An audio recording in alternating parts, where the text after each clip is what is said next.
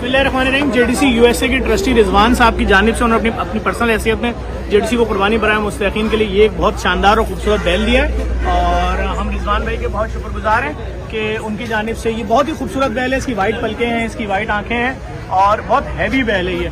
और मैं रिजवान भाई का शुक्रिया अदा करूंगा और जितने भी लोग अमेरिका में मुकीम है, जेडीसी अमेरिका में रजिस्टर्ड इदारा है, रिजवान साहब वहाँ के ट्रस्टी हैं। आप पेपॉल पे भी जेडीसी को डोनेशन दे सकते हैं, कुर्बानी में हिस्सा ले सकते हैं। जेडीसी बैंक ऑफ अमेरिका में भी अकाउंट है, उसके जरिए दे सकते हैं। एक दफा फिर मैं पूरी दुनिया में जो लोग जेडीसी कुर्बानी बराए मुस्तकीन में पाकिस्तानी हिस्सा लेते हैं उनका शुक्रिया अदा करूंगा, चाहे वो ऊँट में हिस्सा लेते हैं, गाय में लेते हैं या पूरा बकरा, पूरा गाय, पूरा ऊँट देते हैं, जिस तरह भी हिस्सा लेते हैं, क्योंकि ये सारा गोश्त मुस्तकीन के घरों में जाता है। ऊँट का गोश्त 5 किलो का पैकेट होता है, गाय और बैल का 3 किलो का, बकरे का 2 किलो का।